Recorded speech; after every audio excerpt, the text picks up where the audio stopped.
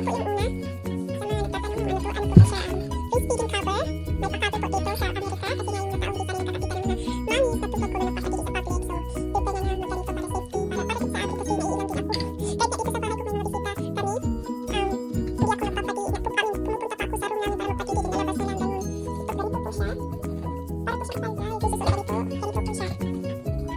Nakuha ko po ito sa Amazon. Okay, so next na po tayo is, ito po, gamit po yung anak ko. Ito, gamit ko siyang balikan. Ito po. Ito. Okay. Okay, so, may pa-pouch 14 tayo dito. So, yung naman po dito is, para po ito sa rashes niya. Ito po supply sa kanya. Yung lotion. Dalawang pacifier. Then, ito din po is yung holder po ng pacifier para in case na, para po, pag nalaglag, hindi po diretso sa, sa floor. Kung saan pa man. Then, ito dito. Kasama na po ito sa bag na binili namin, sa Vinted. Hirapan ko po kung kaya ganito ang tsura niya. Then, may pa-pouch naman po tayo. Ito po yung gamit ko. So, may kulong po tayo. Lip tint po, ito na po yung gamit ko kasi hindi naman po ako nag-makeup. Lotion for me. Then, ano po ito, petroleum jelly po para sa lips kasi na-try po yung lips. Lalo na po dito sa Colorado. Ito din po, lip balm din po ito. May kulay lang. Then, Band-Aid.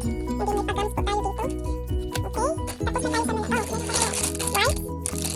Pero dito sa bahay hindi ako nagagamit ng wipes. Ano lang, tubig lang at sabon. Pag lumalabas lang kami, ginagamit ako nito. Pasensya na tayo sa Tagalog kasi Bisaya ko. Taga Bisaya dyan.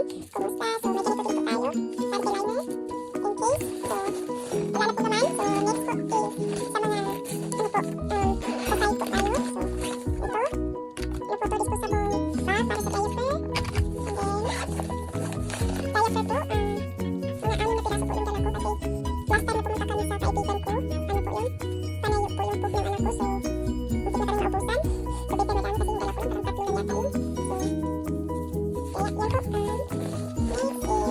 Next is, ito po is yung lalagyan ng gatas in case. Pero di ko po ginagamit kasi na-breastfeeding man po ako. Shout out po dyan sa mga mami. Then, ito po talaga is for wipes. Pero, last time na nilagyan ko po ito siya ng wipes and I've tried kasi po di po secure. So, what I did is, nilagyan ko po ng ganito, washcloth. Ginagamit ko po ito siya. After ko po mag-wipe sa kanya, ito po yung pinaka-adit ko. Papunta ko po kasi ako sa tela kasi sa yung parang tissue. Yun, so next na po tayo is, ito syempre, hindi po ito mawawala. Tips, kasama din po ito. Kadalasan pong gumagamit ito yung asawa ko. Pag lumakas kami, siya yung pinagpapapark ko sa baby ko. Yun po. And then, another pacifier na naman. And then, ito, pangtali sa hair. I have here also lysine pad. Para po ito siyang napkin. Pero ito po ay para po sa, sa ating pong bra. Kasi po minsan nadinig po. Kung nagpapatigil tayo ng manis, diba may parang yung isa lumalabas yung gata. So, napapasa yung bra natin. So, dito po may gamitin ko. Actually, dito ko lang po ito natutunan. Kaya, I'm so glad na may ganito sa kanila. Lalo na ako kasi madami po yung gatas ko. Palagi po napapasa yung bra ko. So, mas maigi na may ganito. Dalawa po yung gamit ko. Kaya po nilalagyan ko nito. So, next na po tayo is dito. Ito na po yung last. So, may palaruan po tayo kay baby. May pa-toy. In case na po si baby. Ito, unicorn. Ito po, palagi po ako nagdadala ng ganito. Ayun, tsaka ballpen in case po na may, may gusto kong isulat o ano pa man siya.